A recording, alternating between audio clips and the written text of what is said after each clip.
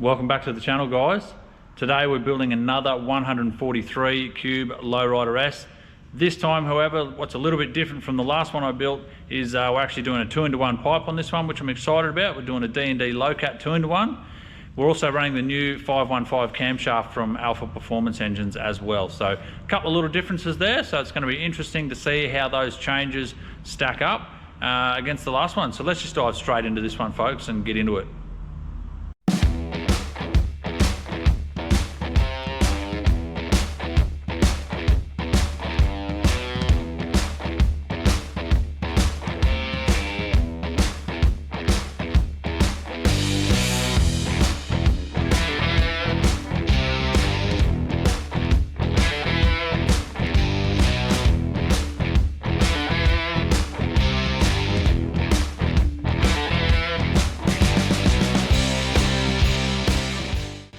Right, so she's all unwrapped out of the box, as you can see, and thanks to the guys at APE, it is all assembled as far as a long block is concerned. So basically all I'm going to have to do is put the cam chest together and all the valve train, the rest of it, so all the cylinders and pistons are on, and cylinder heads as you can see. So had anyone else assembled this, I would have been pulling it apart and checking it, but Blair, I know him personally from A.P.E, he would have done an outstanding job on this, so I'm not concerned at all there. Yeah, it's just going to be a matter of getting it into the bike, into the frame with the cylinder heads on, because it is a little bit tricky when the heads are on because there's not much room.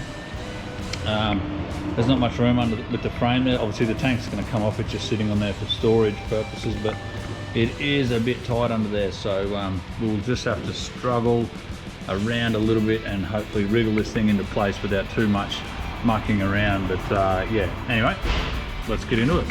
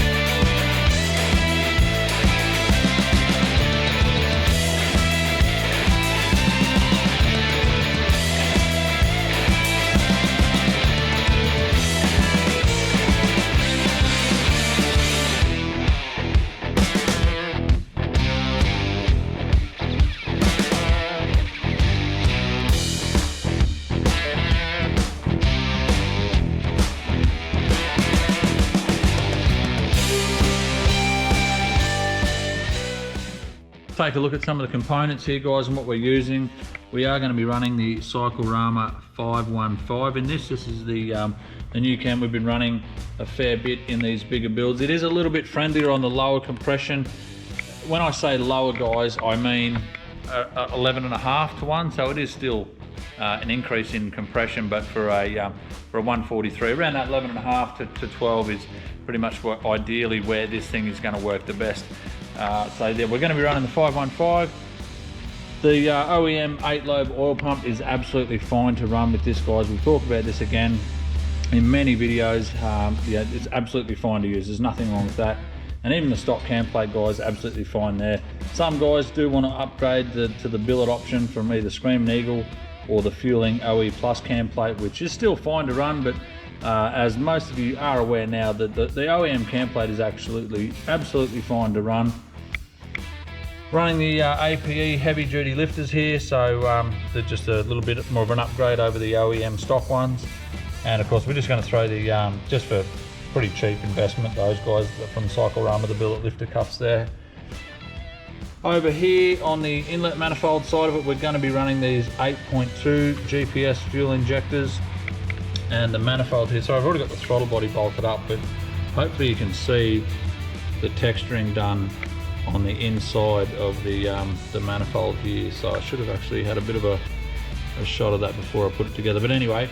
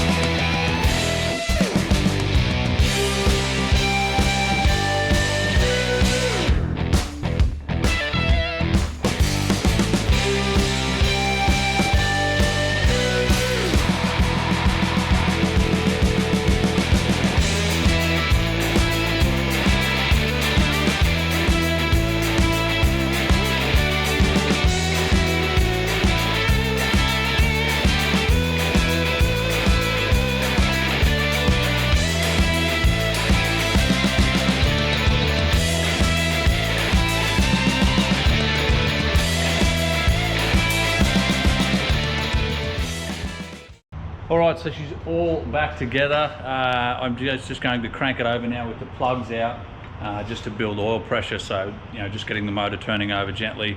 That'll build up enough oil pressure to turn the oil light off. Although this is a completely disassembled engine, even though I've lubed everything as best I can and even primed the lifters up, it's probably still going to rattle just a little bit until all that oil gets pushed around everywhere. So don't be alarmed if you hear a couple of little noises when she fires up, but yeah, let's just crank this thing over and see what happens.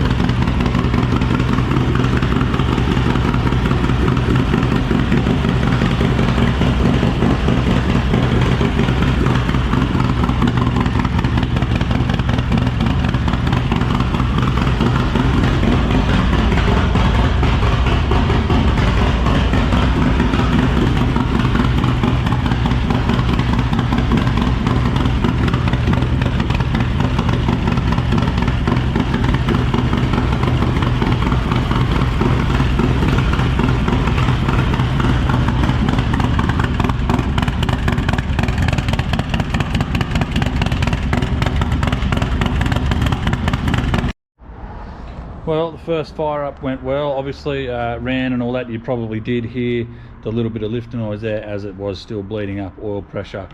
You probably saw a lot of soot coming out of the back here. She's way too rich. Obviously it's still on the standard base map calibration with those huge 8.2 injectors in there, so the fuel is way off. So a few more heat cycles, check a few things out, then it's onto the dyno.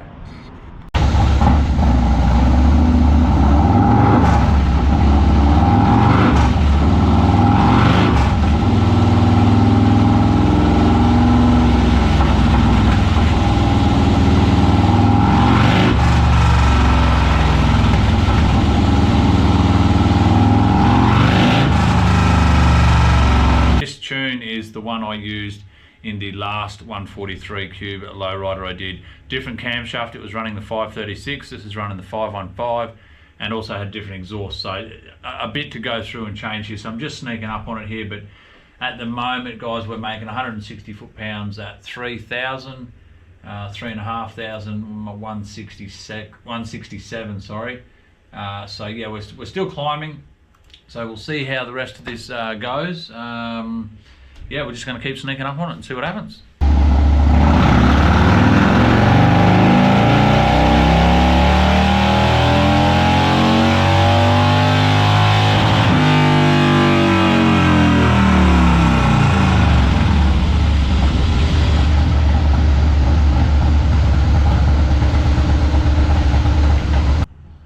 So I'm pretty happy, folks. Check it out. 156.8 horsepower and 173.4 foot-pounds of torque. Really solid looking graph, plenty of torque right at the bottom through to the mid-range, and plenty of power right at the top end there. That is a solid result, folks. Remember, this camshaft is a little bit smaller than the 536 that I did in the last 143. So even though we are using the 2-into-1 pipe, this is a smaller camshaft. You may or may not remember, I will put in the description of the video a link to the picture of the last one I did with the D&D Lowcat pipe swap, where it actually made 180 horsepower. So I'll put that link down there so you can check it out, and I'll actually put a post in my community section on my YouTube channel here, so you can check out the picture of the dyno graph as well if you wanted to check that out. So I'm really happy either way, folks. This is a solid result, and I can't wait to give it back to the customer.